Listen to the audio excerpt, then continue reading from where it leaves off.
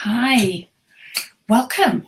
We're about to start. This is a webinar all about how to create an ethical and sustainable coaching or healing business. So I'm Jo Casey, for those of you who don't know me.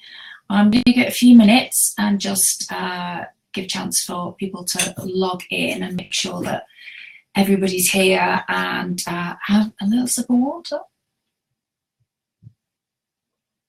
before we dive in. It is evening time here. I'm in the UK. For those of you who've not met me before, hi, I really appreciate you being here. And I just want to talk you through a little bit about how it's going to work today. Oh my goodness, and I've just looked at, can you see that yellow, that kind of black mark on my wall? So for the in the north of England, for those of you who've not come across me before, I have a dog. She normally inserts herself into pretty much everything that I'm doing. She's a 12-month-old cockapoo called Lucy. And it seems that Lucy has been catching on the walls with her muddy paws today, and I haven't noticed that until just now. Marvellous. I'm just going to try and sit like that for the webinar. Right, so I can see that we've got quite a few people in attendance. Could somebody who is on the who has a keyboard in front of them, because I know you can't always do this if you're watching by your phone and things. Would somebody mind just typing in the chat box and saying hi and let me know if you can hear me or not? Hi, wonderful. Thank you. Thank you. Yes, I can hear you. Oh, that's good. That's always a relief. It's always one of those things that you know, with this type of technology, there's always that thing in me thinking, what if the technology doesn't work? Oh, wonderful.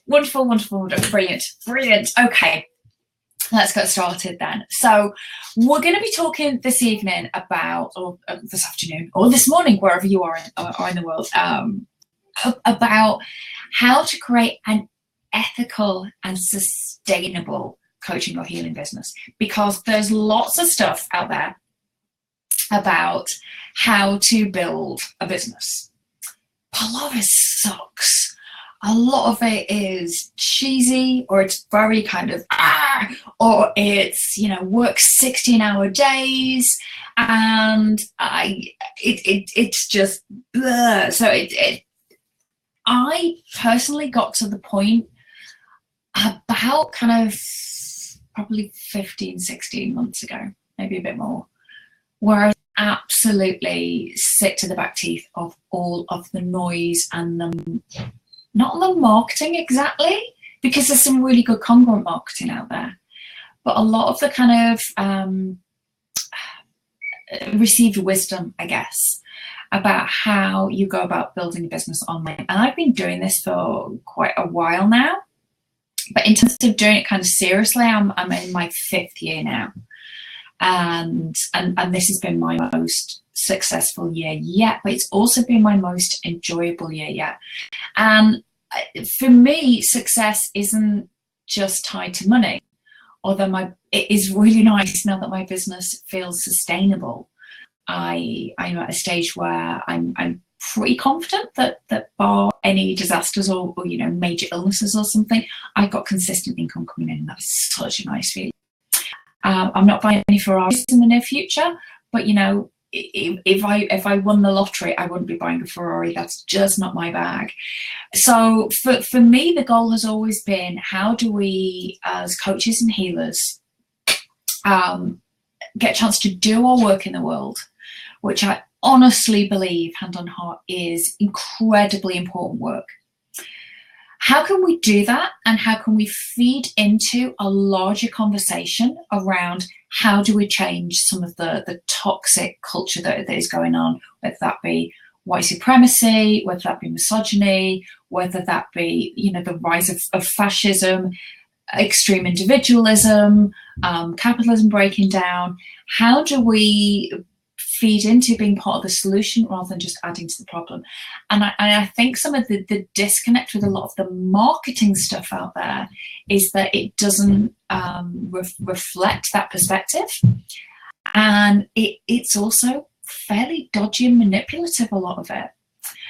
And So I had done the whole thing where I didn't want to do any marketing when I first started, and maybe some of you can relate to this. I really wanted to be able to get really good at my craft, and I've been coaching now for almost 17 years, and I love it. I've got the certificates, I've got the training, I carry on doing training. This year I'm doing 3 fantastic additional trainings on, in various methodologies, because I want to keep adding to my toolbox in terms of my own personal practice. And all of that is kind of one thing. I felt good about that, but then on the other side of it was this thing that I had to do, this marketing thing. And most of the models that I came across, pretty much all of them, just left me nauseated. Just really did. And I spent a long time getting to the stage of thinking, okay, I'm going to have to grasp the nettle and I'm going to have to do some of this stuff. But I didn't do it kind of willingly. It was almost like, if I want to do my work in the world, I'm going to have to do this thing that I don't want to do, which is marketing. That was kind of how I viewed it.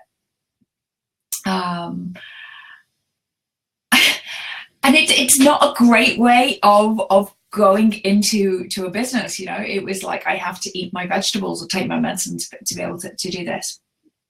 And then I came across Kelly Deals. And if you don't know Kelly Deals, go and Google her right now. Kelly Deals is responsible for, she writes about the female lifestyle empowerment brand. And what Kelly's so genius at was distilling down so many of the things that felt off about online marketing to me, particularly around selling to women.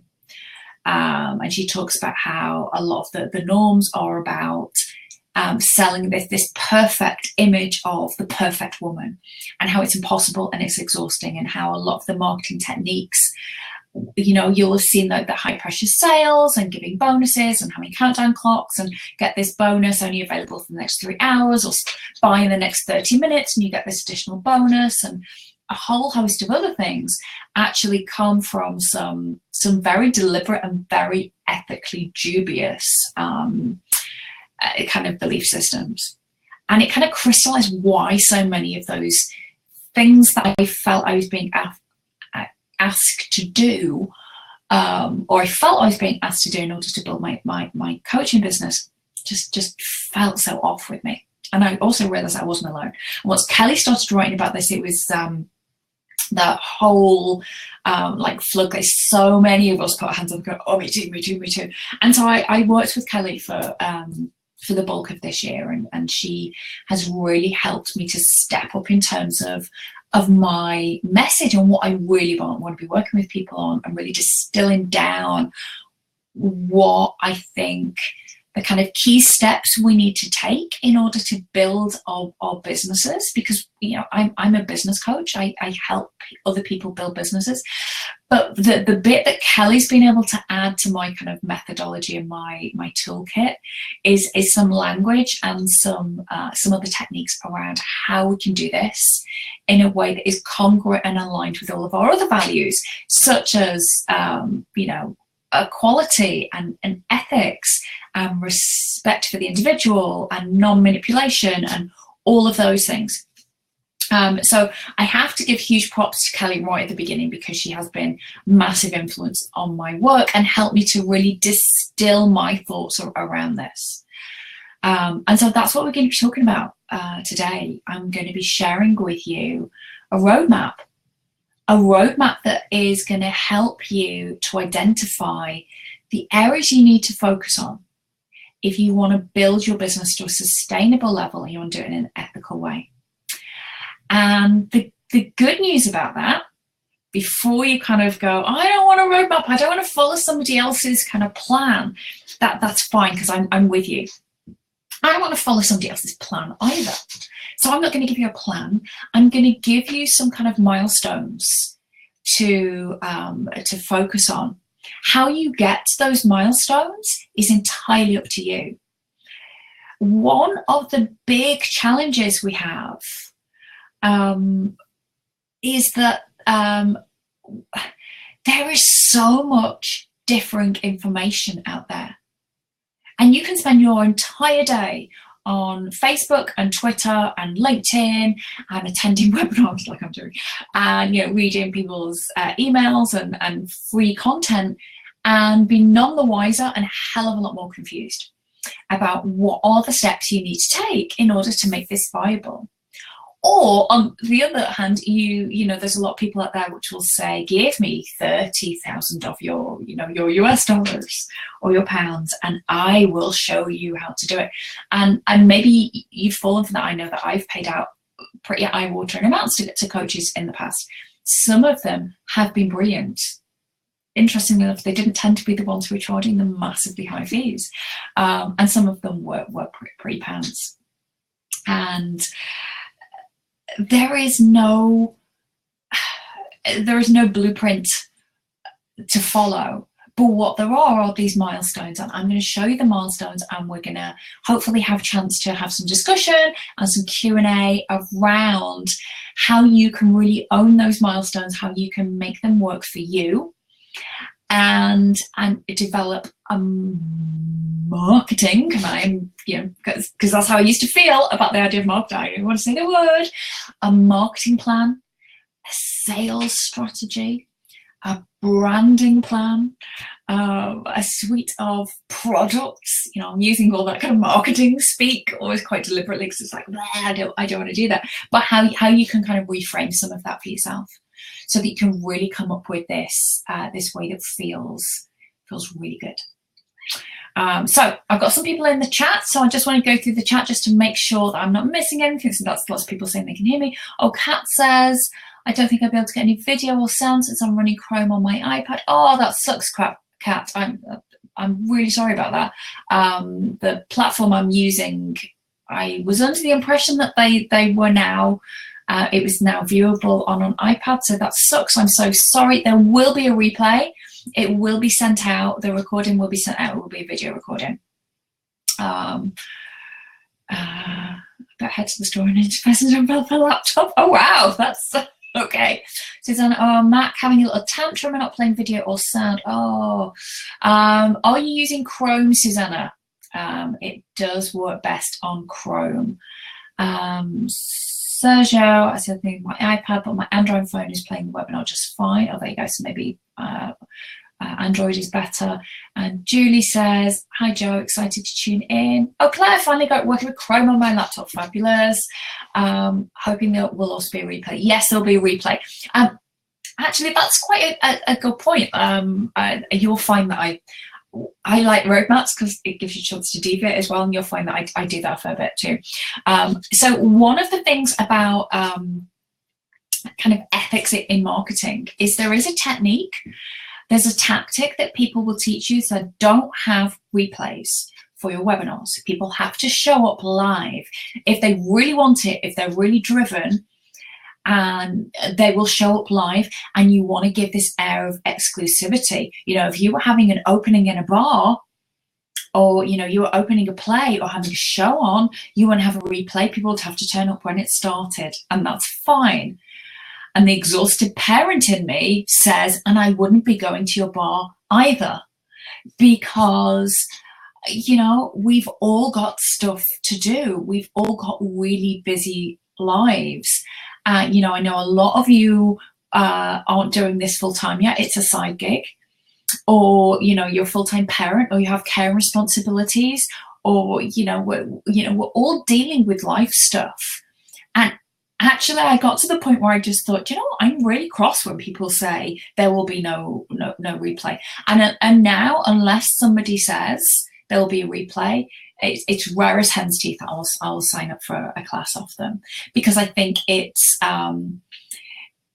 provides an unnecessary barrier to women, to people with care and responsibilities, to people with jobs, to people with life. Unless you're a full-time entrepreneur, or you have somebody who can take a load of the work off your plate. And let's face it, when we're starting out, many of us do, and even when we're not just starting out, many of us don't have that either. Then I just think it's it's off. It's not congruent to me. So I will always, wherever possible, unless something goes wrong with the tech, I will always have a replay. Because, you know, the number of times that I've propped my iPad up on the cabinet in the bathroom while I'm having a bath and watch the replay of a webinar I wanted to attend to, because, you know, I'm having to multitask. You know, I've lost count for. So I'll always do a webinar.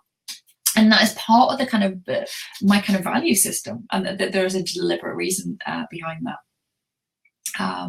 Okay, groovy. Right, so I'm going to share my screen. Pray for me, because I always get nervous when I'm doing this. There's not many slides, but I wanted to give you a few, because, you know, visual aids are always good. An application window. Yes, that one. Okay.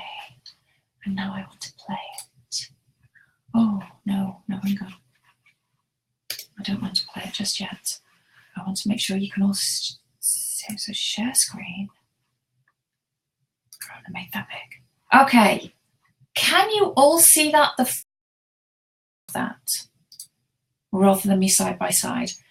Having a replay is huge. Yes, you can. Yes, you can. Fabulous. Okay, right.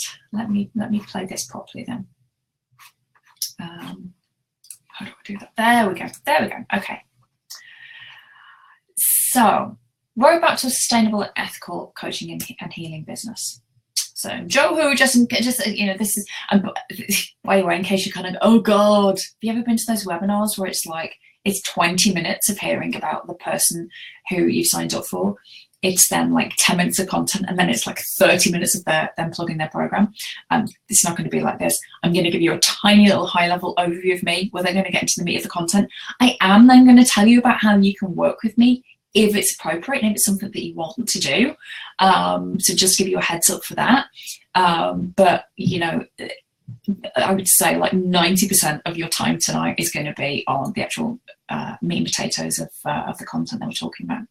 But just to give you a quick heads up about me, I'm a coach, mentor, and I'm a business coach. And interestingly, I've grown into the idea of calling myself a business coach, because I struggled with that for a long time.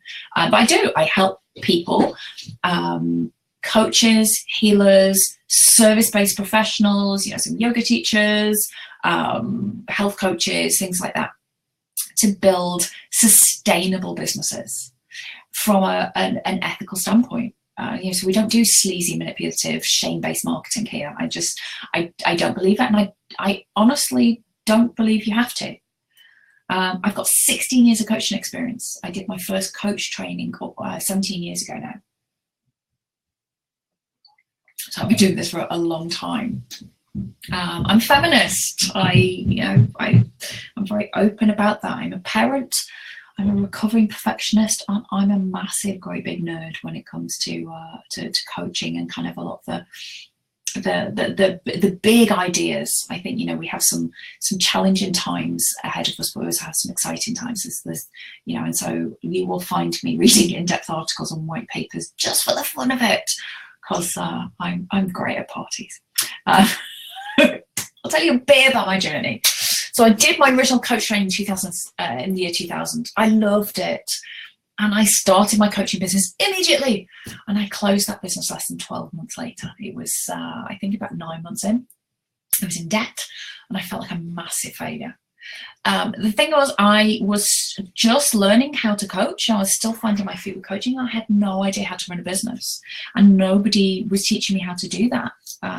Despite the fact that, you know, my the original coach training that I did, they had some, you know, marketing stuff, which is about send a press release to your local paper, and I did all of that. I really worked it, but I had no idea of the type of the elements that were involved. And, you know, it just was such hard work, and I really did put the hours in.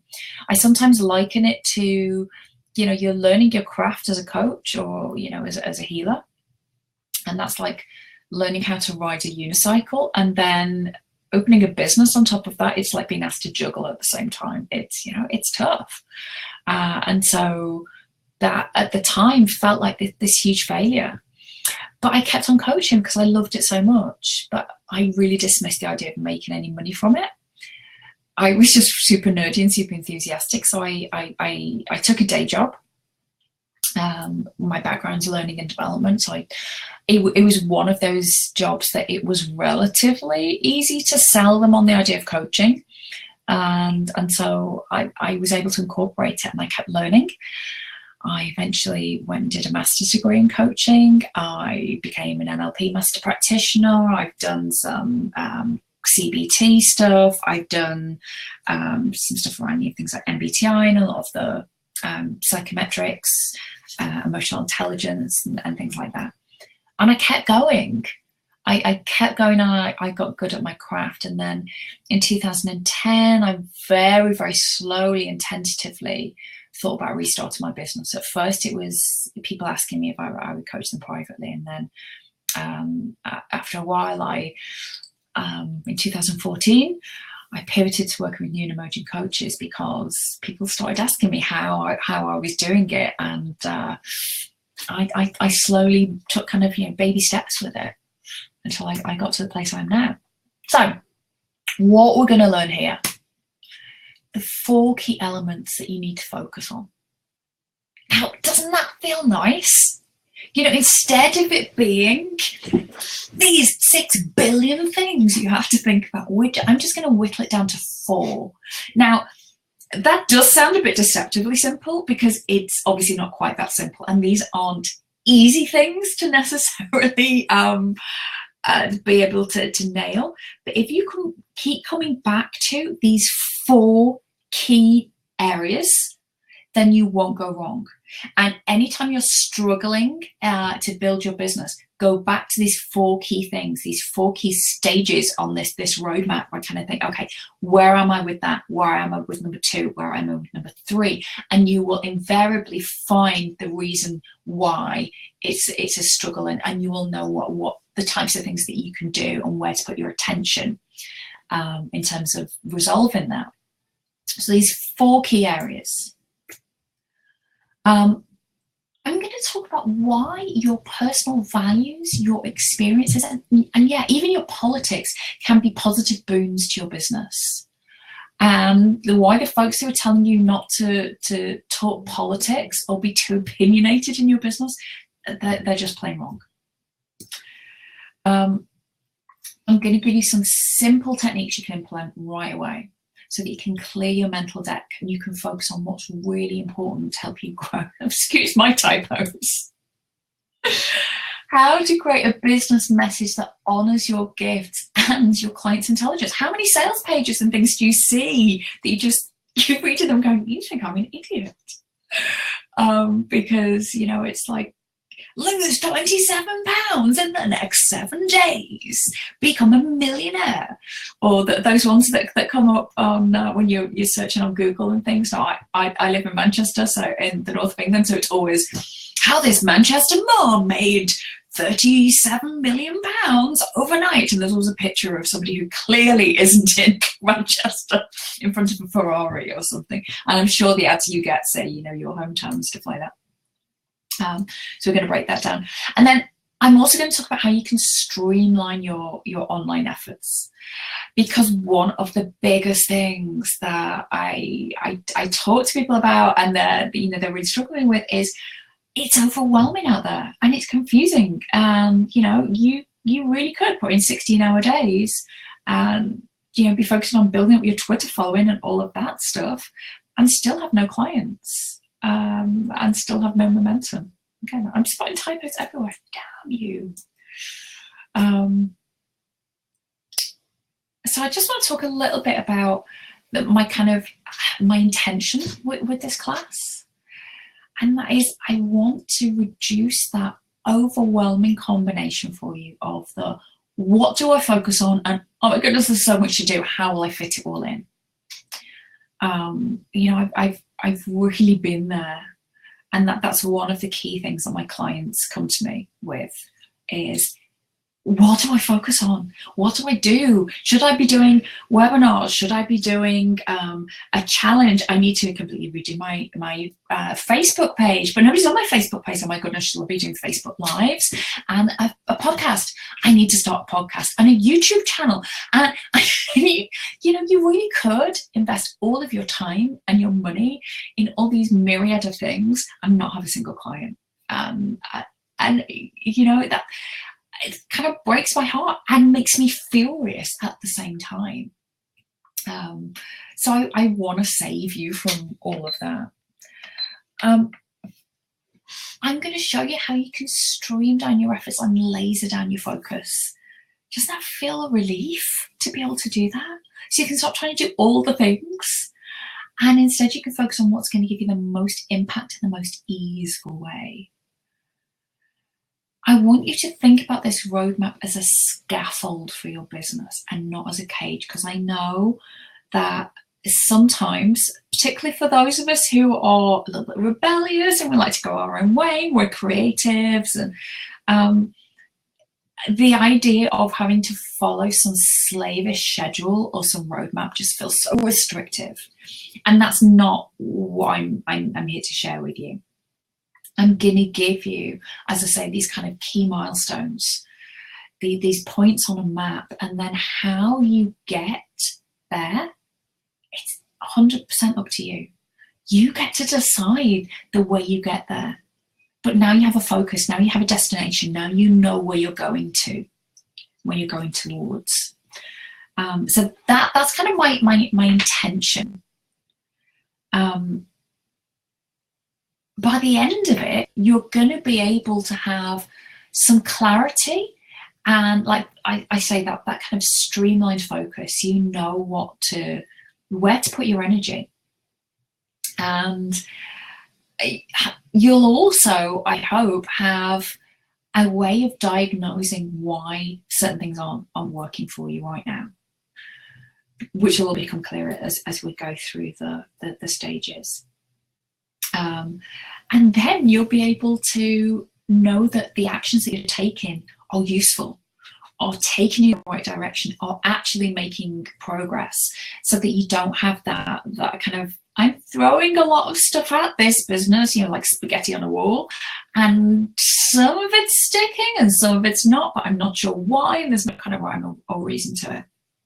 And you get to do it in a way that is going to play to your strengths and feel good. Because what's the point? What's the point of not doing something that is going to feel good? Now, I'm not Pollyanna and you're not daft. It's not going to feel good all the time, because life just doesn't. I'm not a believer in the kind of, if it's not 100% yes, then it has to be no. There are things in my business that I don't enjoy doing, and I also am not in the position to outsource it all, and you can't outsource everything.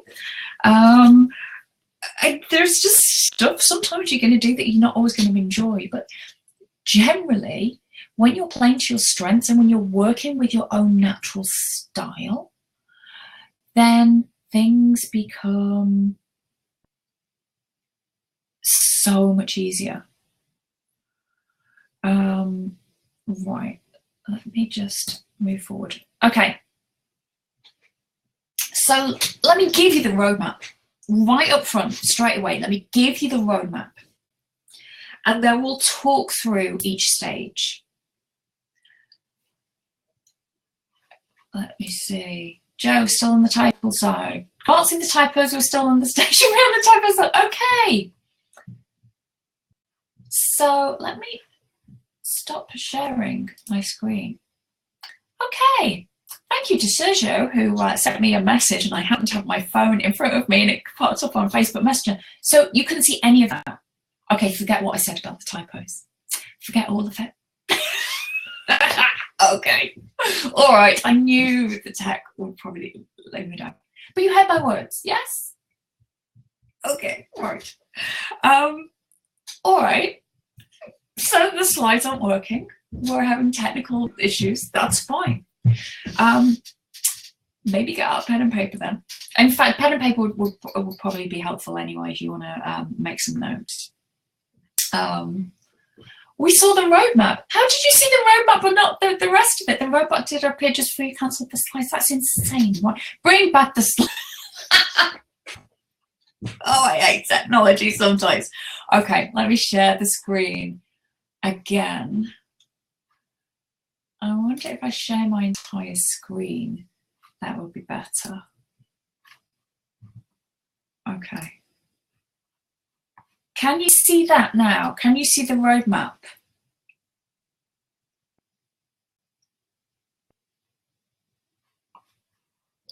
Yes, we can see it now. I'm so sorry. Yes, but it's tiny. Oh, lordy. Right, okay. Okay. I'm going to give you... But I'm going to stop. I'm going to... Oh. Is that bigger? Sergio, you're going to have to tell me on Messenger because I can't see the chat box. Technology, I love it. That is bigger and better. Brilliant. Okay. Thankfully, this is the last slide. The rest is going to be me talking you through it. So, okay. So these are the idea. These are the I've lost my train of thought. Let me gather my thoughts and take a drink of water, although I'm wishing it was gin right now.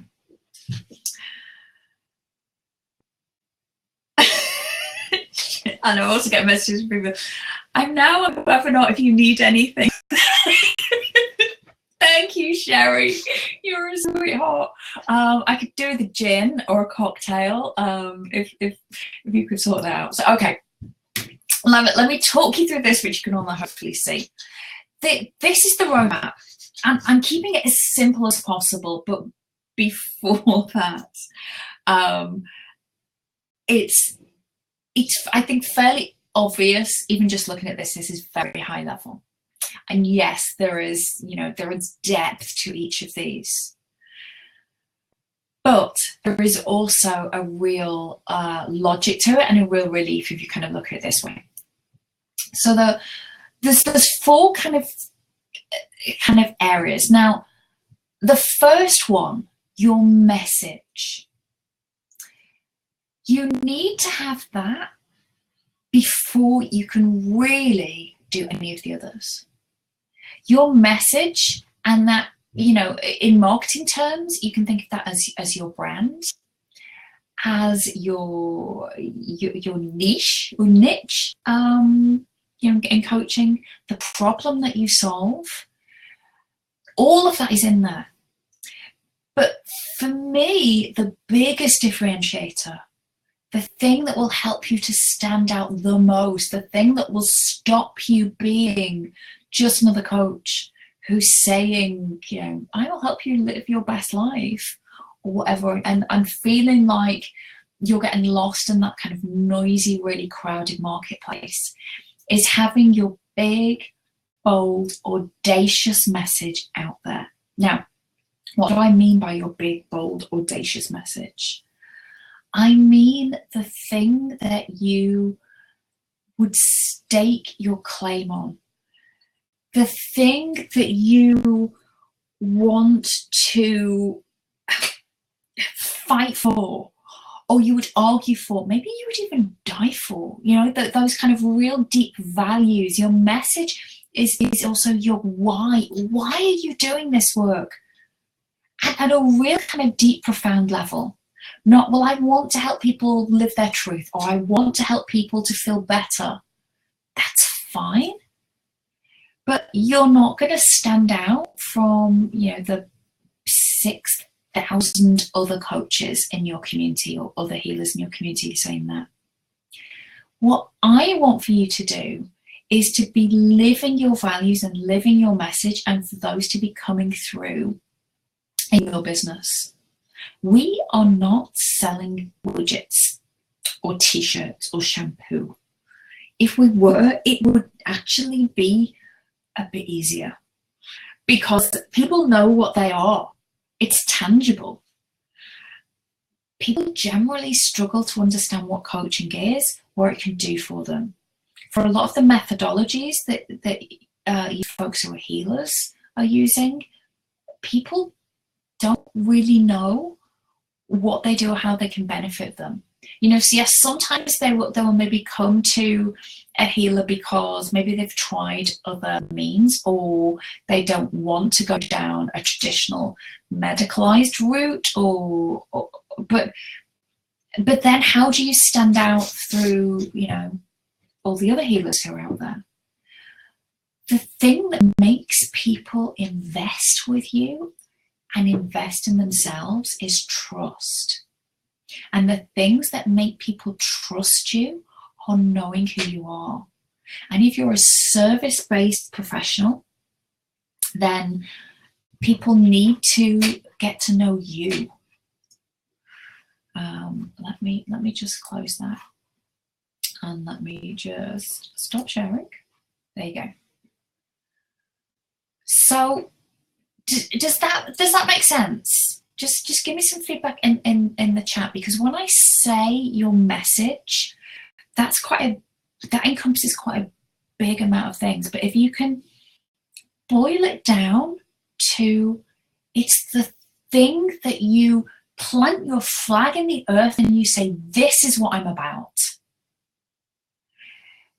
Your message is a combination of all of your experience, your values, the things that you find are important, the things that you want to rescue people from, the thing that you want to give to your younger self, the thing that you know, if you were king or queen for a day, or, you know, supreme leader, that you would want to, you know, be the first law that you cast, your first executive order.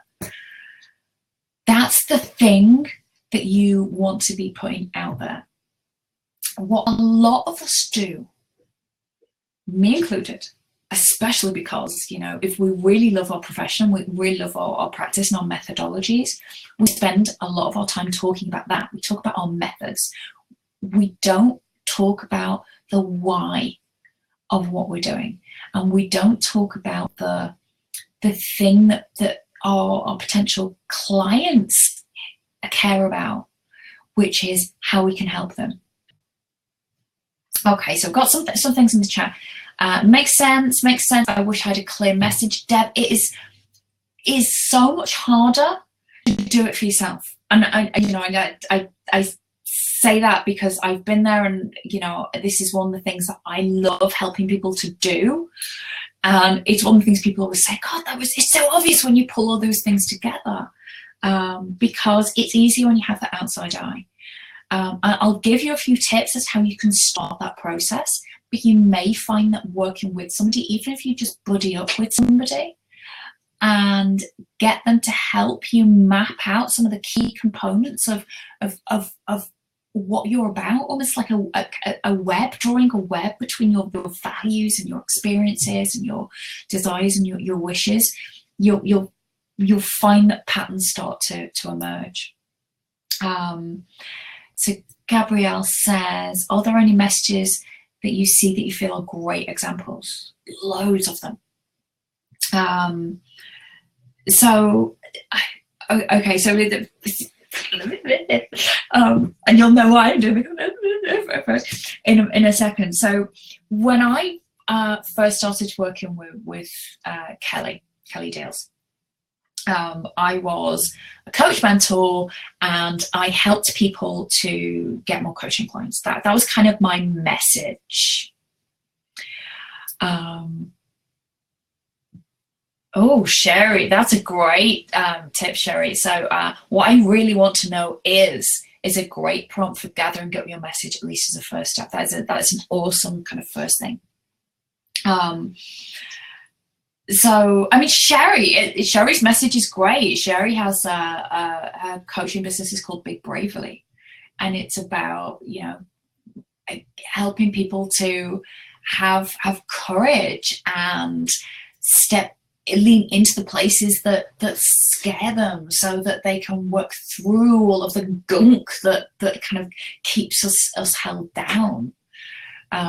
Sherry's message is awesome. You should totally go over and check out Big Bravely. Is it bigbravely.com? Sherry, sorry, I'm totally outing you here. Cool. Yeah, okay, so bigbravely.com, go and have a look. Sherry's message is awesome. But there are some great ones out there. I'll share a few of my clients. So one of my clients, Alicia Morgan, her website is Reverie Realized. It's a bit of a tongue twister. Reverie Realized. She works with single women, and her big message is there is nothing wrong with you, and you do not have to be in a relationship to have a great life, to have a rich life, to be happy.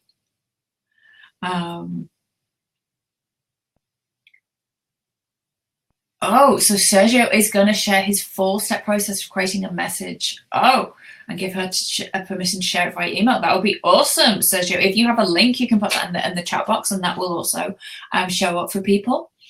So she has a great message. And the way that we came up with that was, Alicia was a life coach, and she had been single herself for a number of years, and she was so sick of all the crap that got thrown at her, all the kind of little comments about, so when are you going to meet someone, and people trying to set her up with people, or just asking really overly personal questions about why she was still single and all of that stuff. And it really was driving her nuts, because it became so obvious that there was all of this shame and almost like that there's something wrong with you for not being in a couple. And it struck her just how insane that was, and how limiting that is, and how difficult it can be when you're in that situation. And she got to that point of going, oh, hell no, I'm not going to accept that. And that's always a good sign, to notice those times in your life, or those situations where you think, oh, hell no, I am not going to accept that as the norm.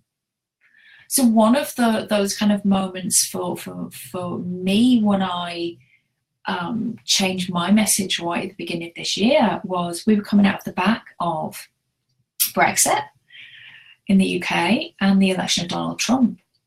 And as part of the election of Donald Trump had been the absolute demonization of Hillary Clinton. And how Hillary Clinton, it seemed to me, was criticized for just simply being a woman in public. She could do nothing. She was criticized for the tone of her voice, for the amount she smiled or didn't smile, how if she was too strong, she was being too like a man and too masculine. But then if she was womanly, she was too weak. It was impossible. And I think as a fellow woman, I looked at that and I thought, oh yeah, I know how that works. I know all those rules and this no-win game that we have. And it struck me. I thought, oh my goodness, when we are starting businesses, when we are trying to grow business, we're expected to be visible. And yet, one of the things that we're told from time and time again as women is stay small, stay quiet, stay compliant, look after other people first, don't be selfish, don't take up too much space in the world, don't be opinionated. And I came upon this idea, and I have to say, again, big props to Kelly with her help, of this. That's our feminine conditioning as women, right from the time that we are little girls. These are the messages that we're given, sometimes overtly, sometimes not so overtly, sometimes much more subtly, in the bigger culture. And what that kind of experience of watching Hillary Clinton go through that, whether you like her politics or not, was one huge reminder to women. This is not for you. You cannot win at this game, especially because, the most unprepared, buffoon of a horrible racist man was elected in her place. And so it was one of those hell no moments. I'm not going to stand for that. This isn't good enough. I don't want this for my daughter.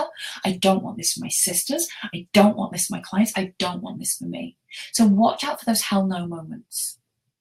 I could give you a dozen other brilliant examples.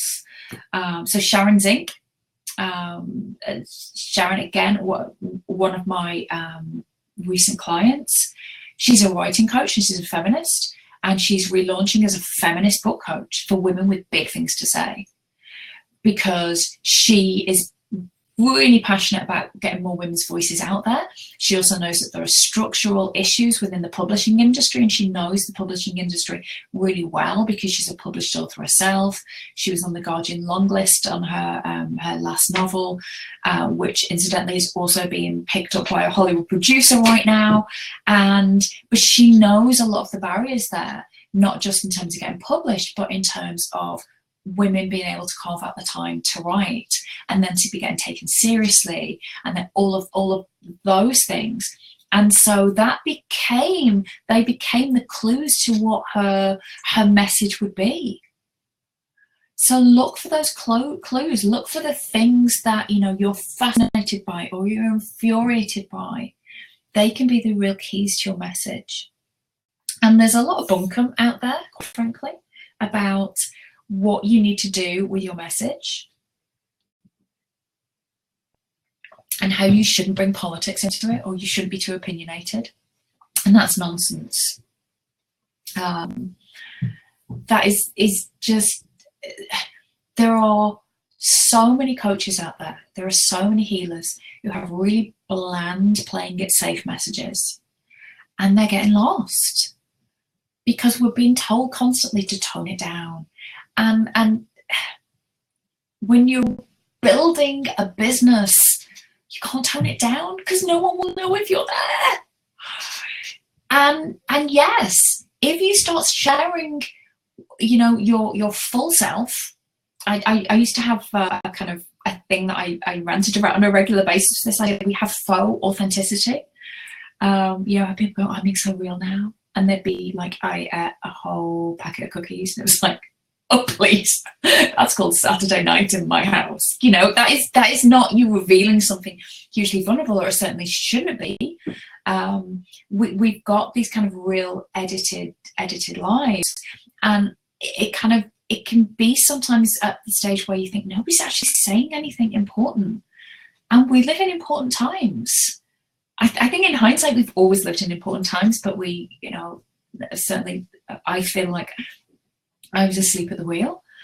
So we need to be saying the stuff that's important.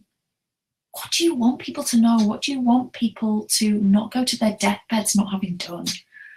What do you want to, prevent one more person from having to go through? They are the keys to your message. If you are out there saying that stuff, yes, you're going to have some people who will not like it. And you know what? That's fine. Because there will also be people who really like it. There will be people who are going, oh my goodness, I have to work with that person because they are speaking stuff that matters. And that's how you stand out. That's how you create people who are super loyal to you.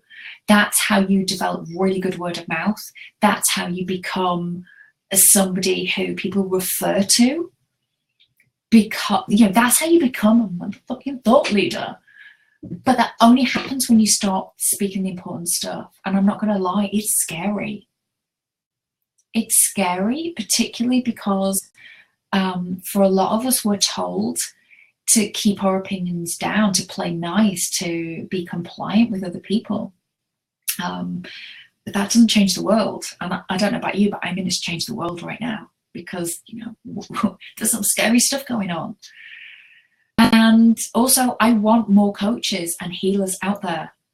We don't need any more bankers. We don't need any more sycophants and things. We need people who are out there who are doing the work and who are healing. So your message is the core thing. And if you don't have a clear, strong message, then you are going to struggle with all the other bits. So I was going to say rant over. I'll get off my soapbox, but those of you who know me know it's so not over. I will be back on the soapbox momentarily, more than likely. So you've got your message. You also need, and this is the kind of the second stage in the roadmap. You also need some products or some services, some things you're going to sell. And you need a way of explaining those you really need a way of explaining those in a way that people who aren't coaches, who aren't healers, are going to get. So I quite often use the example of the guy the mechanic who services all the cars in my family. So my husband and his dad have been in business for, well, his dad was in business doing flooring for, I don't know, 50 years. And for about 40 of those years, because the first few years he used to get the bus, he used to take the carpet under his arm on the bus because he couldn't afford a car, which I just think is fabulous. But once he did get a car, he got a little van, then he found this guy, Dennis, who would service the van. And then when they got a family car, he would also do the car. And then, when my husband and my sister-in-law got their first cars, so he's been doing the cars for a long time. He's really good at what he does, and he's really passionate. And now he does my car as well. And I take my car to him for its service and its annual checkup. And I say to my husband, "Oh, will you go and get it, please? Will you go and get it?" Because Dennis really loves what he does, and he really wants to tell me in detail what he's done to my car. And I don't care what he's done. Oh, well, I care when he says if it works, how much it's going to cost me, whether he's, there's a couple of times he's done, I've had some such and such to the thingy majig to make it more fuel efficient. I know nothing. I don't care. I trust him, and I want him to get my car going. How he does it, I'm not that fussed about. And that's where I think, as coaches and healers, we can become a bit too like Dennis, because we love what we do. We love our tools. We're junkies for our tools. We love our methodology. And so we can talk a lot about our methodology and miss out the bit about why it's so helpful and how it can transform people's lives. And you can do that in a way that isn't about overselling and just getting all kind of rah, rah, and it'll be fabulous and you'll make $1 million. But we can do it in a way that is congruent and is true. But the thing that gets in the way is we have to own that. We have to own our value. And that's the difficult part for so many of us.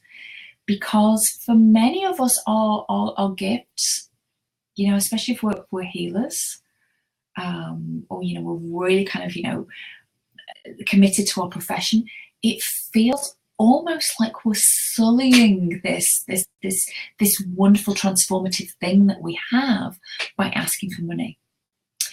And we need to get over that, because money is our fuel. And so we get into a whole kind of like spider's web, tangled up in mentally around being able to explain the value in a way that kind of the layperson, muggles, as one of my clients calls them, can understand. And then to be able to package up our work in a way that is going to be compelling for people. So let me give you some examples. It's really hard to sell coaching by the hour. It's just really hard, because you have to sell each hour, and every sale is difficult. And so I used to, as part of my day job, when I was doing all the coaching before I started my business, I used to run coach training programs. So I used to teach people in-house how to be in-house coaches. So a lot of time it was management, kind of managers, team managers. We'd get like 16 of them. We're taking through a 6-month program. And as part of that program, for their accreditation, they needed to get a certain number of hours in. And they were offering these hours for free to colleagues. So it was costing the colleagues nothing in terms of money, but it was costing them their time. And they were really struggling to get these hours in, really struggling. And so we ended up having to do almost like a marketing unit to help people market their free coaching sessions, because people didn't understand what the value was of the coaching. And so one of the reasons why selling general coaching by the hour is so difficult is people don't generally know what it is, and they don't know how it will benefit them. So it's a bit, so people would relay conversations to me of this coaching program, and they would say, so I said, would you like some coaching on that? And people would say, why? Or they would say, well, I'm offering some coaching, would you like some? And people would go, what is that? I don't know. So people were unwilling to even part with their time because they didn't understand what it was. And no matter how enthusiastic we can be about it, sometimes it can seem a bit, like like we found religion almost. And so we need to be able to explain to people how we help them in a way they're going to understand. And so I have a tool, a kind of a methodology that I take people through about how to do that. And I'm just going to give you the kind of the process. I'm not going to ask you to do it now, but maybe when you get off this call, or when you have a bit of time, maybe tomorrow. Think about somebody that you've worked with, or if you've not worked with that many people just yet, think about maybe yourself from an early period in time, before you found the tools that you now use, before you went through your own personal transformation. And think about how somebody, or how you were feeling when you were wrestling with those challenges that you were wrestling with before you came to the course, the healing or the methodology. So maybe you were wrestling with pain. Maybe you really wanted a new career. Maybe you hated your job. Maybe you felt like you were the doormat to everybody in your life. Think about, what were you saying to yourself about that challenge? What were your fears? What were your concerns? What were you afraid was going to happen if this never changed? Or think about your client. Put yourself in their shoes. What might they have been thinking about? Now, you could go and ask them if you want to, but your empathy, the kind of social information you already have, can really help with this already. You don't necessarily need to go back to them. Just think about it. Just get into that real empathic space. Just imagine how they felt when they were wrestling with that particular challenge or issue. What were they saying to their friends and their loved ones about it? What were they saying about what would happen if they didn't get this resolved?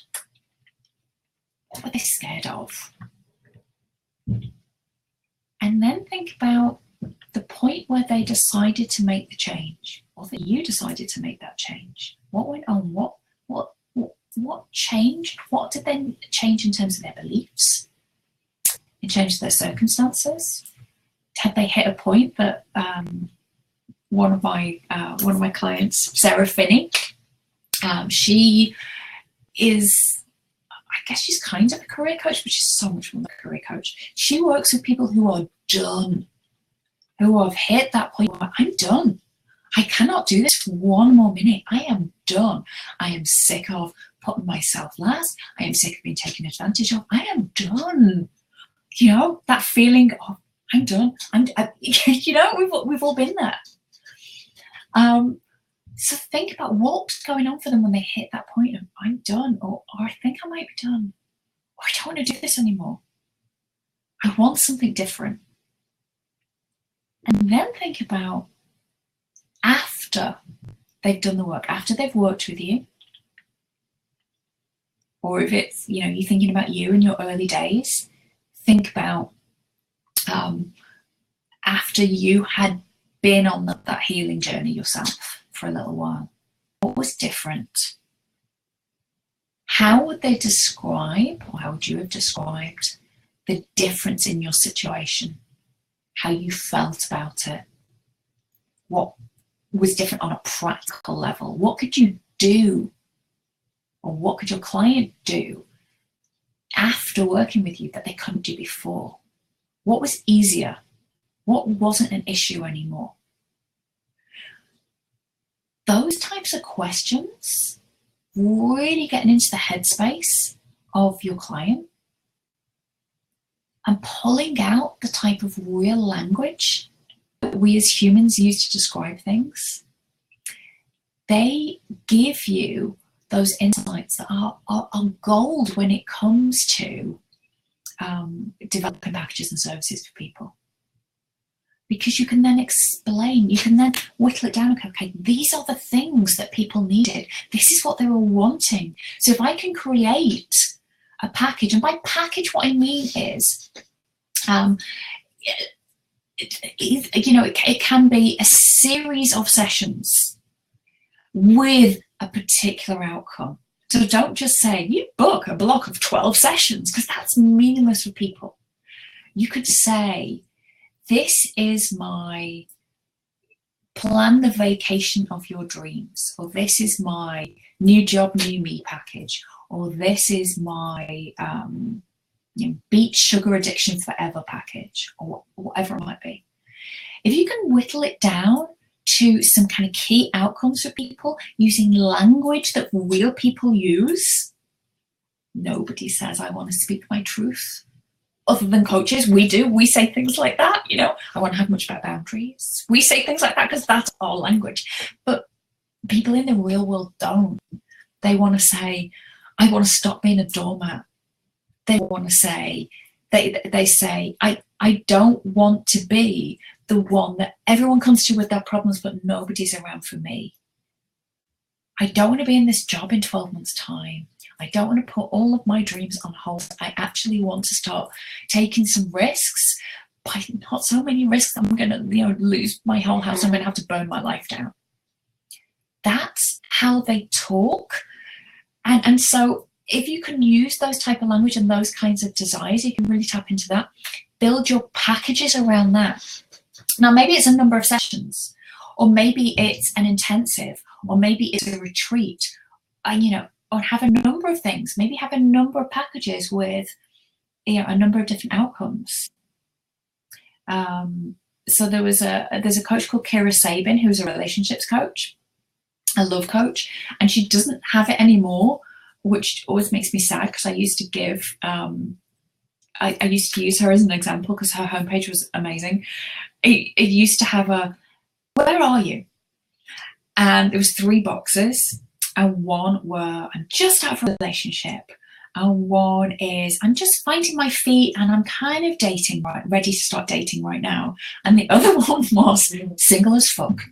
It was just brilliant because it just summed up where people are at. And then it expanded, and it would then explain, this is what who the packages are for, and these are the types of things it will cover. So the packages really meet where your people are. And maybe your people are at different stages, or maybe they're wanting different outcomes. And so you can create packages around that. But it's like Dennis the mechanic. It's like I take him and say, I need you to do the servicing on my car, or there's a squeak. Can you remove the squeak from when I use the brakes? I don't go and just, hey, Dennis, just make my car fabulous. I go with a specific thing. And so coaching and healing becomes so much easier if you can say, here are my services for a specific thing. Does that make sense? I just want to check in with people to just make sure that you're following that. So Sheila says, I can totally relate to how hard it is to sell coaching, even when we're doing $20 sessions in training. Sergio says buying is an emotional decision backed by rational thinking. When you say per hour rate, you miss the emotional correction. Absolutely. Preach. And with all that, Joe is saying, make sure you work with people who align with you. Don't take a client, just take a client. It won't serve you in the long run. That is absolutely true. Sheila says, yes, makes total sense. Steph says, makes sense. So simple, but so brilliant. I do simple well. I'm not quite sure about the brilliant bit, Natalie. Okay. So that's your packages. The next roadmap. And so you can see how these build. So once you have your message and this is what I'm about and this is what I help people with, then it becomes a lot easier to build packages. Once you have packages, it becomes a lot easier to do the next step, and that is to build your community, find your people. And this ties into what Sergio was saying, is about your people are people you don't need to chase and you don't need to convince. You maybe need to help them get to the stage where they can make an informed, aligned decision. But this isn't about learning. I took a course in my early days of the kind of online thing when I was just trying everything, just going, how the hell do you make this work? I took a course once called Hypnotic Marketing. I think the guy still runs. He's quite kind of big guy. He has pictures of him in front of his Ferrari. And it was all about power words that you could use in your marketing that would make people buy, that would make people, I think, drooling at the mouth for the services that you have. It was, yeah, and it was nonsense. And you know, I'm an NLP master practitioner. I know some stuff about hypnosis. I know some stuff about hypnotic language patterns. I don't use any of them in my marketing. I only use that type of stuff when I'm doing more kind of problem-focused, therapeutic-based work with clients one-on-one, with their full permission. Because you know, it's just not ethical otherwise. And so there are some people who are really good at using hypnotic language patterns. I'm not going to lie. There are some sleazy, manipulative people out there who can teach you this stuff, the dark arts of marketing. You know, if you want to look under some rocks on the internet, you will find them. You won't have to look too hard.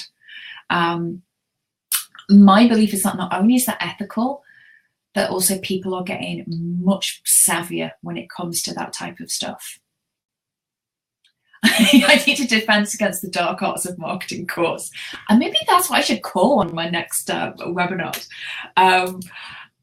Yeah, there are some stuff, and so for me, one of the core things about ethical marketing is you not only is it sleazy and you know you just really off to do that type of stuff, it's becoming less and less effective.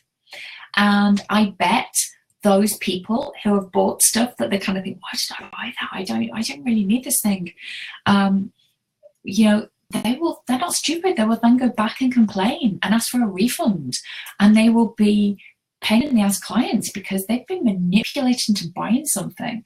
And you know, you do not want clients who wake up 2 days after signing on with you just going, I don't want to do this, and then they're really resentful because you've convinced them into doing it. You don't want that. I don't want that. That's not what we're about. Look, I know I've done it too on my worst days when I was first starting out, when I was kind of going, I will take any client, really, just tell me what words I need to say, and they don't work anymore. But we don't want that. We want people who are already on your team. We want people who are already sold on what you have to offer. They're drinking your Kool-Aid, baby. I got dark arted by a coaching coach last year. I was so oh, Natalie, I'm so sorry. You are not the only one. I have myself. None of us are immune. And there are some really people who are really adept at this stuff. So it's almost like we all need inoculating against it. And I think you know, some of this work is about shining some sunlight, you know, being the best disinfectant on some of this stuff. And so that's why I'm very open about why I deliberately don't do some things and certain things. and I don't teach people how to do it. But what I do teach people how to do is how you can do this ethically. And you know what? If you have these pieces in place, you don't even have to do that shit. You don't have to do that. And it becomes so much easier and so much more enjoyable. And it feels so much more aligned to be doing all of that. So yeah, it's just, it's bollocks. I hate it. So finding your people, and this is around finding the right way to find your people, speaking their language, and yes, then doing some of the M word, doing some marketing in a consistent way on a consistent basis and being visible. And this is one of the areas where it does become challenging. That's when we bump up against our feminine conditioning, or our conditioning that tells us stay small, or our stuff comes out. So if you remember on that roadmap, there was the 4 points, but then there was the stuff that kind of is under all of it, and that is the work. And the work is our continuous work around dealing with our own stuff. Business development is personal development. You cannot do one without the other. Other than marriage and parenting, nothing has brought up and forced me to face my own stuff, my fears, my insecurities, my my gunk, as building a business. You know, when you're crying over getting your MailChimp automation to work, and you realize that you're going, or you're running a webinar and it's filled with, there are at least 2 typos on it, and that voice in your head says, well, you've never been able to do detail, have you? This is why you should have got someone to proofread. You know, when your inner critic starts up, all of that comes up. And it comes up especially when we are becoming more visible, and your business requires you to be visible as you. Not, you know, this is my fabulous washing powder, as you. It requires you to be able to have sales conversations and sell your services, which is the 4th kind of thing that you need to kind of wrap your head around. But it's also tied very much to the marketing aspect, in that you need to own your value with that in order to be able to do that. I teach people how to have congruent sales conversations, ethical sales conversations. And you know what the biggest secret to those are? I'll totally give you it away now. It's being able to stand in your value and say, this is how I can help you. This is the cost to work with me. How does that sound? And then shutting up. Because all of your inner stuff will then come up and be saying, it's too much, it's awful. Say low price, say low price. I have gone into sales conversations in the past where I've had to have it written down in front of me what my fee was. And then a different figure, a lower figure, never a higher figure, would come out of my mouth, because I didn't fully own my value in that. And it is still an ongoing thing. We have to keep doing our own work. We have to uncover our own niggles and blocks and, you know, little mental tripwires, and we will get triggered by stuff. And we have to go through the discomfort and then find, oh shit, there's another layer of discomfort I have to work through. It's not like, you know, I'm through that discomfort now. I was talking to one of my really good friends and colleagues, and we were just talking about doing this class. And I was talking about the fact that I was feeling anxious about running this class this evening. And she says, but why? You've run lots of this, you really know your stuff. I said, I know, but I've got way more people signed up for this class than I would normally do. Because it, you know, a couple of my colleagues and my peers had shared the sign up, which was lovely. I loved them for it, and I really appreciated it. And it had that little flutter of, oh God, they really like me, and they value my stuff, and they're sharing my stuff. And then I had the drop afterwards. I go, oh, shit, what if I can't do it? You know, that imposter complex, as my friend Tanya Geisler calls it, it shows up each time. And I was laughing with my friend and my colleague and saying, God, it never goes away. And it doesn't. And that's why we have to keep doing our own work. That's why we need fellow travelers. That's why we need community. And I say this as like a massive introvert. I love nothing better than the house to myself and, having quiet time and stuff. But I need fellow travelers. You do. You need community. You need people to talk you down from the ledge. You need people to help you own your value, remind you of it. We need all of that. We need the strategic and we need the emotional. We need to do the business growth and we need to do the personal growth. You can't do one without the other. And so this roadmap, this roadmap of these 4 areas to place your focus on is, I hope will give you lots of relief, because you don't have to do every marketing thing out there. You just have to think, okay, where are my people? How can I communicate with them regularly? So I coined the term conversational marketing because that feels nice to me. I can do that. I don't like the thought of broadcast marketing because some of the things I value are intimacy and depth, but that's me. Your style will be slightly different. Some people love doing video. Some people love doing audio on podcasts. Some people love interviewing people and having conversations. Some people adore writing. Whatever your thing is, whether it's public speaking or running workshops, find that thing and go with that thing. Don't try and do all of the things. Keep tweaking it until it's working really well. Build relationships with people. Have conversations. Connect with people. Don't try and sell them.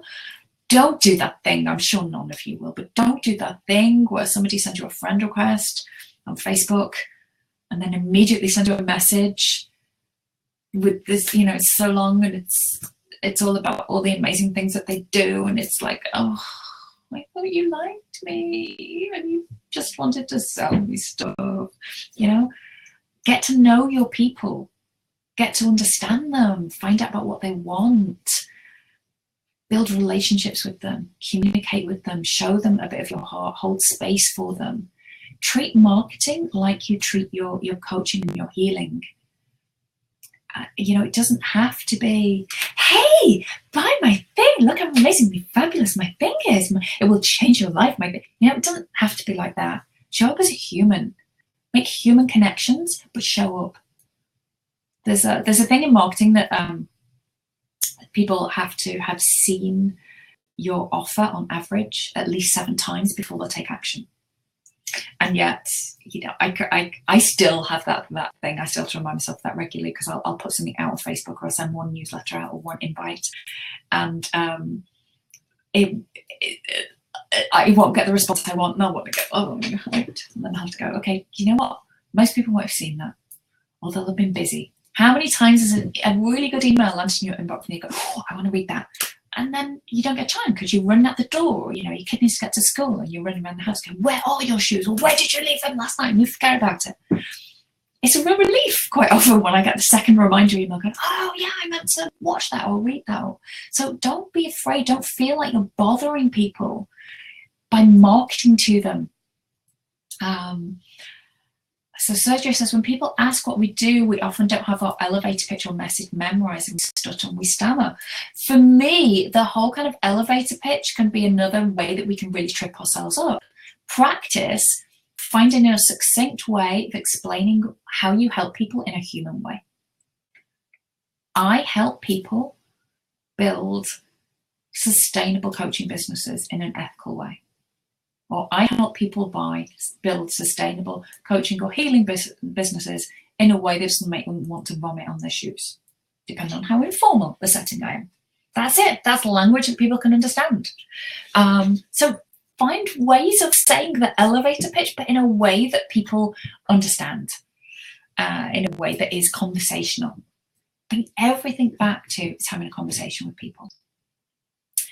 And then that last bit, which I've kind of touched on, is around, well, how do you sell your stuff? You make offers, you have conversations with people, you own your value, and you say, this is how I can help you. There's a bit more to it. That there is a kind of a couple of methodologies, a couple of kind of structure that I teach people. But effectively, that's it. And if you understand your people, if you've got a clear message, if you've got packages that are really addressing the needs of your people, and then you can have those sales conversations without shrinking, without going, please buy my thing, or, you're right, it is really expensive, which is something I once said on an actual intake call with somebody when they didn't say anything. I just said the price. And instead of clamping my hand over my mouth like I advise you to do, my inner critic kind of piped up and it came out of my mouth. And I started saying, you're right, it is really expensive. You go away and have a think about it. Don't do that. Stand in your value. And that is the real work. There's the strategy, but then there's the how do you do that? So that's my action point for you now. Is think about, who can you start having conversations with? Who can you reach out to and just have a conversation with? I regularly have office hours where I'll open up my books and I'll just have a chat with people. How can I help you? There's a project that I'm working on. It's kind of a longer term one called 100 Chats. 100 Chats about feminine conditioning. How does it show up for you? So to women and anyone who identifies as femme. And we have a chat for 30 minutes around the issues that come up. And there is no agenda, there's no sale there. What it is it's a way of me connecting on a more deeper level with my people and understanding them more. So that's something you could do right away. I want to have chats with, it doesn't have to be 100, maybe 20 people. I have a whole free training course on this called Coaching Mojo. Which I will put in chat if I can find it now. Actually, if you just go to joecasey.com, I think it's Mojo, just /Mojo. Yeah, if you just go to joecasey.com /Mojo, MOJO, then you'll get the free training on it. Okay, that walks you through all of that. I know it's a lot. I know that even though I said I'm going to share this simple kind of straightforward, there's a lot, there's depth to each of those steps. And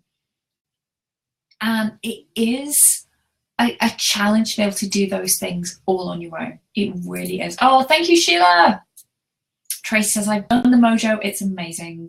Thank you. And that's how I started my business. And I still use those principles now for growing. So there is more help available to you. I know this is a lot. I know it's difficult. And I do have a program that works really well for all of this. And it's called the Supernova Collective. It's just a lovely program. We're just coming to the end of the first cohort. And the transformation that people have had has been, my heart, it's just been glorious.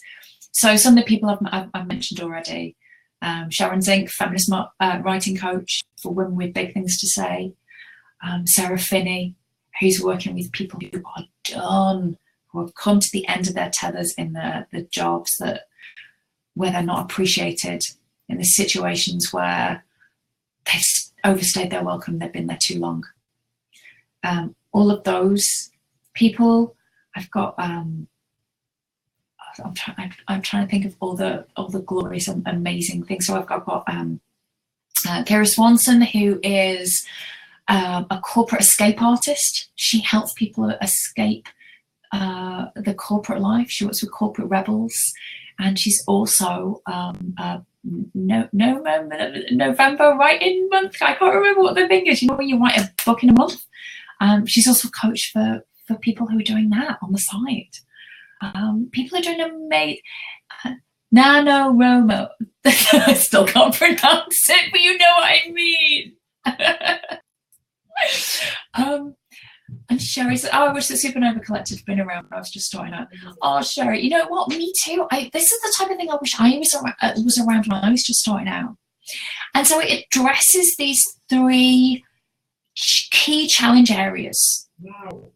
How do you know what to do, where to place your focus on?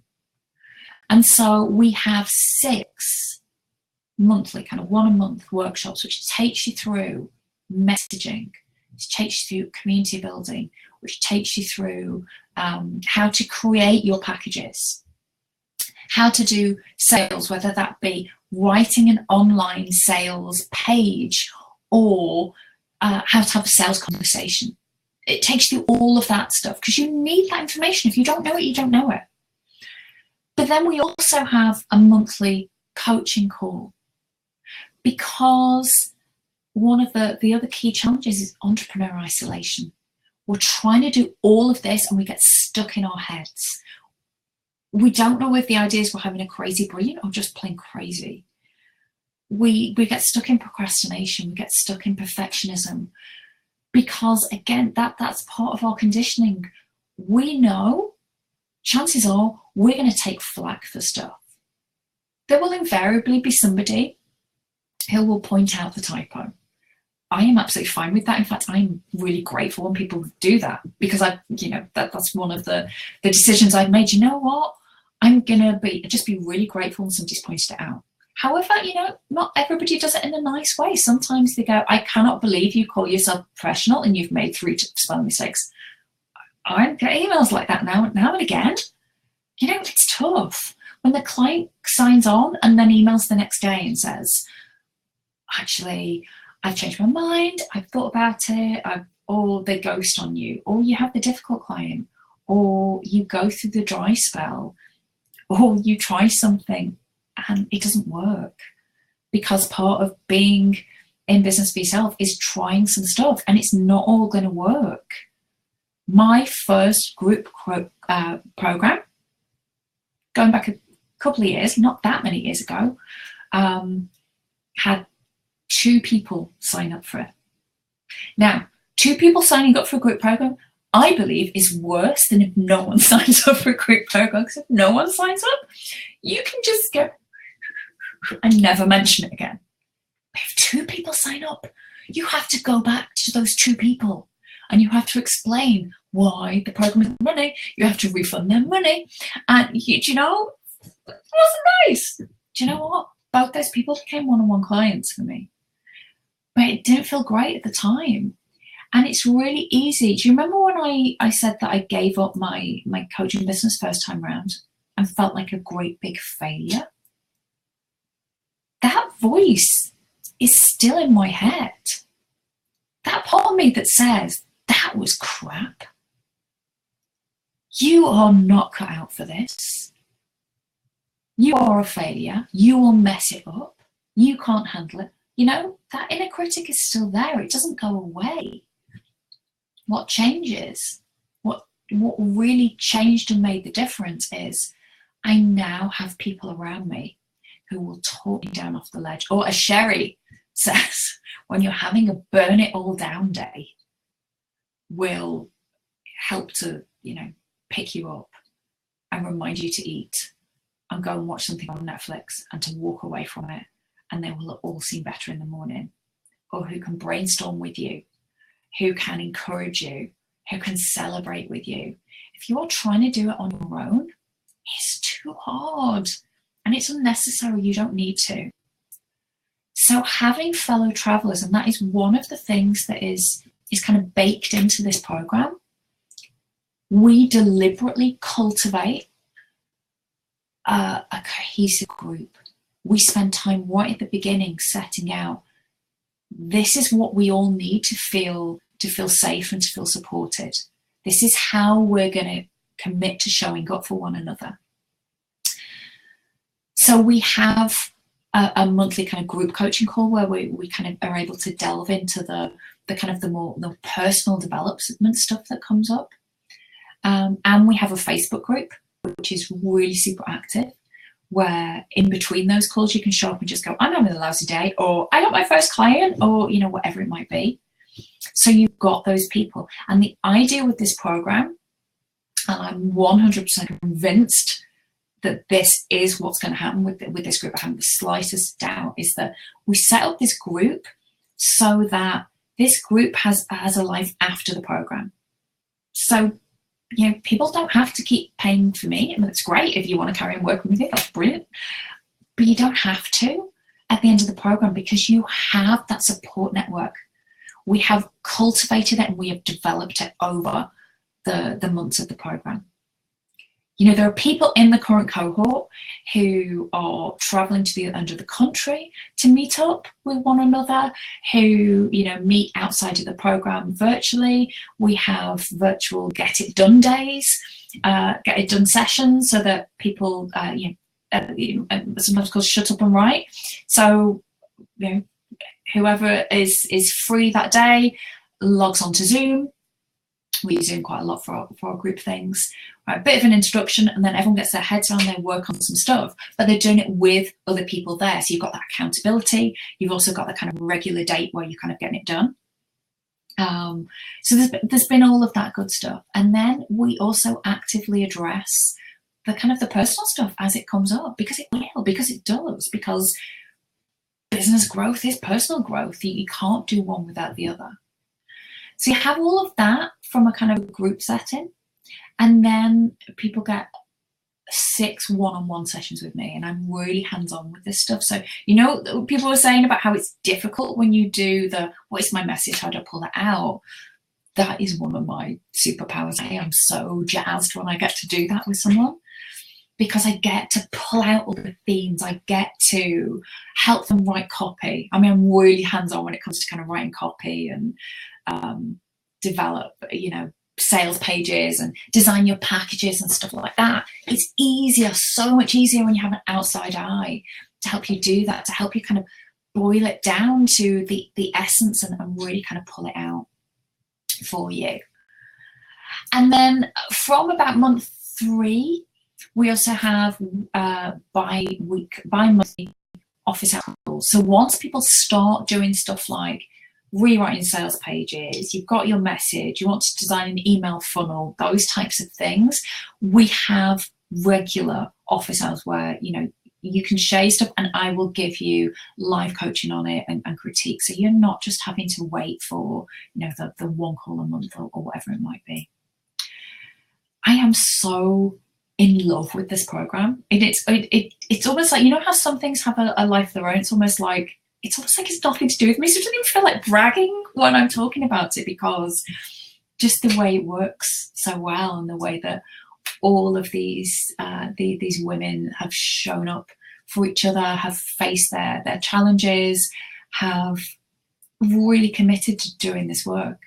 And we already have people signed up for the next cohort, which starts at the end of this month.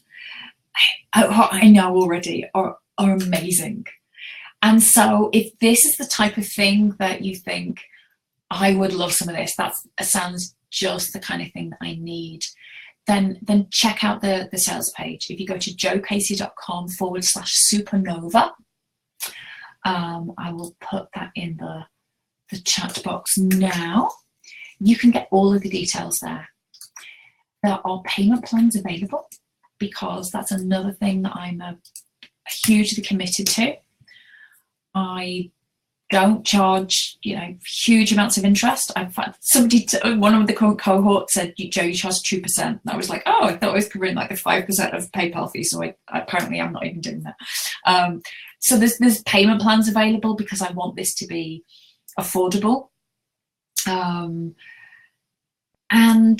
if you're looking for a way of really focusing your mind on what are the key things I need to do in a way that's going to feel good to me. So not some blueprint you have to slavishly follow, but to get some real, tangible, strategic and emotional, psychological coaching help with. How do you address those areas on that roadmap, along with all of the stuff that inevitably comes up? And you want to do that in community. You want to find your people, your fellow travelers, and build those connections and really get some of the kind of the work done. Whether that be redesigning your website, finding your message, designing your packages, revamping your packages, streamlining your marketing so that you're not feeling like you're having to spend 16 hours a day doing Instagram and Twitter and Facebook and workshops and podcasts and all of the things, so that you can develop a system that's gonna work for you. Then check it out. joecasey.com/supernova. It is designed to help you get out of entrepreneur isolation into your business groove and let your genius shine.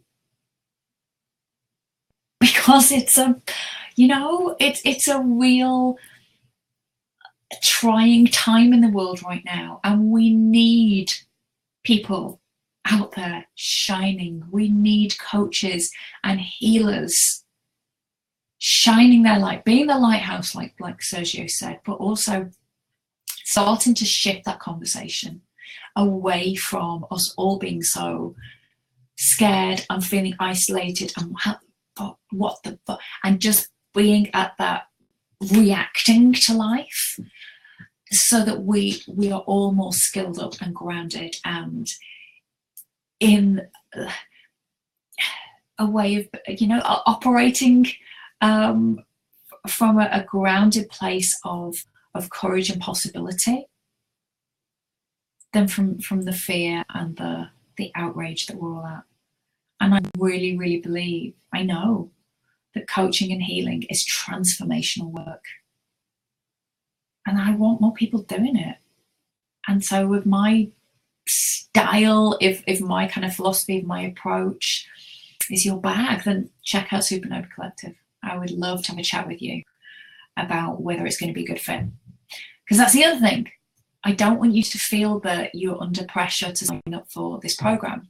There are people who are signed up already, but there's still plenty of space. There's still plenty of room for you. And if you've got questions about it, if you've got things that you're wondering about, if you want to just check out, well, I'm at this stage, I've got some of the pieces in place, would it be right for me? I'm not sure whether I would do good in a group or whether individual is best for me. Let's have a chat. If you go to that page, joecasey.com/supernova, then there's a button that says, let's have a chat. And it will take you to my calendar, and we can book a time for a chat, and there will be no hard sell. I will talk you through the program. You can make an aligned decision about whether it's right for you. Because that's what I want to be modeling for people as well. Let's say to the people who are, if you don't buy now, then you're missing out, and I may never run this program again, and all of that hard sales, sleazy stuff. Oh, Sergio, I love that. Don't let your inner voice that feeds your self-doubt monster with thoughts of how can I help others when I don't have my life together understand this. Don't let the smallest part of you speak the loudest. Oh, I love that. I love that. Absolutely. Has anyone got any questions? I know that we've gone over time, but I'm happy to stay on if people have any other questions. If you need to hop off, but you still got questions, feel free. If we're connected on Facebook, then feel free to send me a message in Messenger. If you're a member of my Facebook group, which is called the Coaches Collective, you can tag me in there, or you can email me, joe@joecasey.com, and I will respond to you personally with that. But if anybody has any questions now and they want to put them in the chat, I'm happy to stay on for a few minutes longer. Just have a bit of water because I've been talking a lot.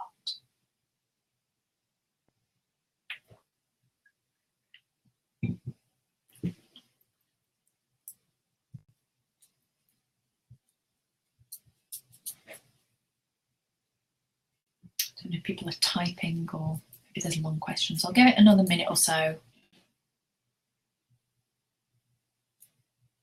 Okay. All right then. Well, in that case, let's wrap it up. Thank you so much thank you for your insightful questions. Thank you for your time. I know that it's a crazy world out there at the moment, and I hope that this, that this kind of hour and a half, 100 minutes that we spent together gave you something tangible to show you how you can build a coaching or healing business that is aligned with your values, that is sustainable. You don't have to. It's not just the people who are just selling services to coaches who are making money. There are loads of coaches and healers who are making great livings from this. And I want you to be one of them. I really do. So thank you so much for taking the time out. I really, really appreciate it. And I will speak to you soon. Take care, everyone. Bye.